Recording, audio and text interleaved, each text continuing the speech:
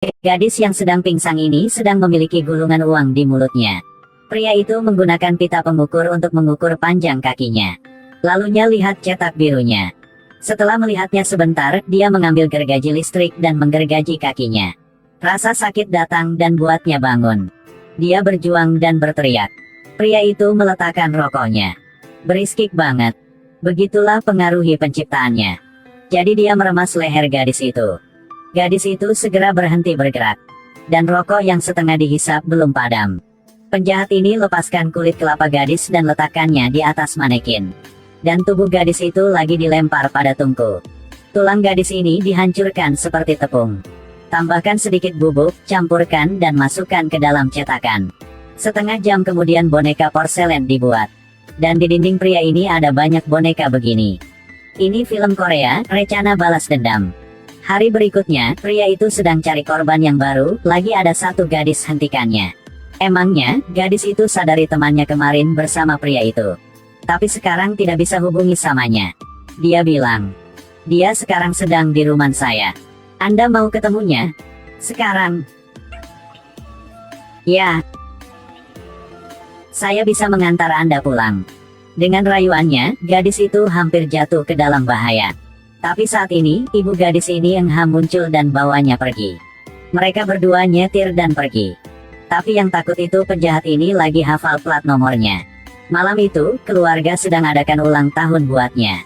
Selesaikan kue ulang tahun, suami keluar untuk rokok. Dia mengeluarkan korek api yang ada satu baris tulisan dari gadisnya. Jangan rokok ya, ayah. Si ayah lagi tertawa. Dari rumah pelan-pelan keluar, tahu suaminya siap rokok. Sangat marah, biarkan suaminya keluar.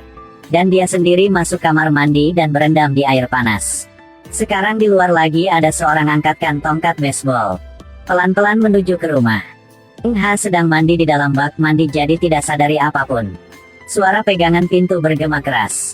Dia pelan-pelan buka pintu kamar, pikir suami sedang canda. Dia ke dapur, buka pintu lemari es.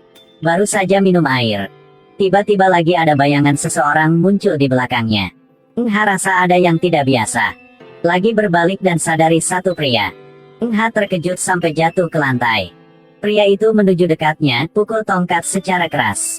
Sekarang, tubuh suaminya sedang di depan. Darah cepatnya berceceran di seluruh dinding. Untungnya, masih laporkan polisi pada akhirnya. Di rumah sakit, sedang kenal pertolongan pertama. Masuk listrik setiap kali, akhirnya menariknya kembali dari neraka. Suami dan putrinya sudah meninggalkan dunia pada malam itu. Sambilnya, dokter temukan darah sangat sesuai dengan putrinya yang tersakit keras. Karena putri dokter butuh transplantasi organ.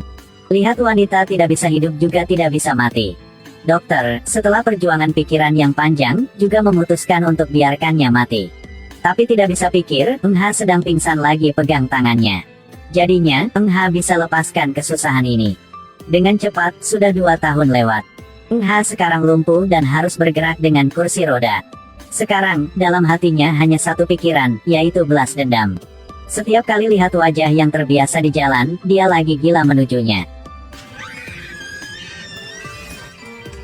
Ini kali ke-66 dia salah sadari penjahat. Polisi bilang samanya, kalau hal ini terus-menerus terjadi, mereka akan tangkapnya. Dan juga katakan, kasus 2 tahun lalu sudah tidak ada petunjuk apa lagi. Dia mungkinnya jangan pikir tentang balas dendam. Tapi keluarganya dibunuh semuanya, bagaimana dia bisa terima hal ini? Kalau polisi tidak bisa bantu, dia harus lakukannya diri sendiri. Begitu saja, dia harus pakai caranya. Dia pakai organnya sebagai hadiah. Minta bantuan dari dokter untuk cari 3 orang. Masing-masing hacker Jong Ha, detektif Nam Chol dan prajurit Daeho. Anggota 4 orang ini juga butuh organnya. Setuju dengannya. Setelah bantunya balas dendam, dia akan berikannya organ. Jong Ha sudah cari catatan pemantauan pada 2 tahun lalu. Hari berikutnya, dan Nam Chol tetap di situ. Benarnya, penjahat itu sudah muncul. Mereka berdua lihatnya, nilaikan pria ini. Saat mereka belum bisa yakin betulkah pria ini. Pria ini lagi dekati pintu mobilnya, menatap matanya. Untungnya, dari luar tidak bisa lihat dalam mobil. Setelah dia pergi, mereka berdua masih belum biasa lagi. Tapi masih mau masuk rumahnya. Nam Chol buka kunci pintu, masuk kamarnya. Dalam kamar yang besar tapi gelap, boneka yang dibuat dari tulang ditunjukkan di dinding. Tapi hal yang ada di sudut dinding sudah tarik perhatian Eng Ha. Itulah kalung adalah hadiah yang Eng Ha berikan gadisnya. Setelah tahu musuhnya, saat pulang, Eng Ha tiba-tiba mau ambil kalung itu. Jadinya, Nam Chol mau puaskannya, satu kali lagi kembali rumah itu. Dia dipukul oleh pria itu dan pingsan. Dengan kasar bunuhnya. Setelahnya, dia telepon ke polisi untuk tanya tentang kasus bunuh orang pada 2 tahun lalu. Dan tahunnya Eng Ha masih belum mati. Dia satu kali lagi ke rumah Eng Ha. Buka pintu kamar, teman Eng Ha sedang tinggal di rumahnya. Dia tundukkan kepalanya dan lihat kalung yang mirip. Salah pikir ini Eng Ha. Saat Eng Ha kembali, rumah sudah dibakar semuanya. Temannya juga mati secara kasihan dalam bakaran. Lihat setiap orang yang dekatnya tinggalkan dunia. Hati Eng Ha sangat sakit. Dia sendiri putuskan akan bunuh penjahat itu. Oleh karena itu, dia ke rumahnya, hancurkan semua boneka. Dan ini sudah ditonton olehnya lewat HP-nya. Darahnya begitu juga naik tinggi. Karya yang dia ciptakan sudah hancurkan oleh Eng Ha. Dia cepat kembali rumah dengan marah. Lihat di lantai semua pecahan boneka. Dia tiba-tiba jadi marah. Untungnya, Daeho muncul pada waktu yang tepat. Dengan beberapa pukulan sudah kalahkannya. Tapi Daeho juga tahu berikutnya. Penjahat ini lagi berdiri satu kali lagi. Dia ambil pisau yang di lantai, menuju ke arah Eng Ha. Tapi Eng Ha lagi tertawa. Dia pakai korek api, bakar karya terbesarnya. Dia benar-benarnya gila. Hatinya sedang tenang, maunya harus potong Eng Ha jadi 100 potongan. Tiba-tibanya, dia akhirnya lagi dibunuh oleh karya seni jahatnya. Setelah bisa balas dendam, dokter cepat datang ke kejadian perkara. Dia sangat butuh organ Eng Ha. Tapi saat akhirnya, dia juga tidak bisa lakukannya. Eng Ha memegang janji.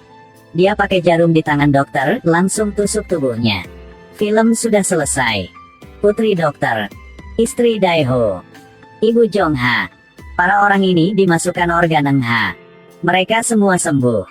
Ambil harapan Eng Ha, terus nikmati kesenangan dan kesedihan hidup.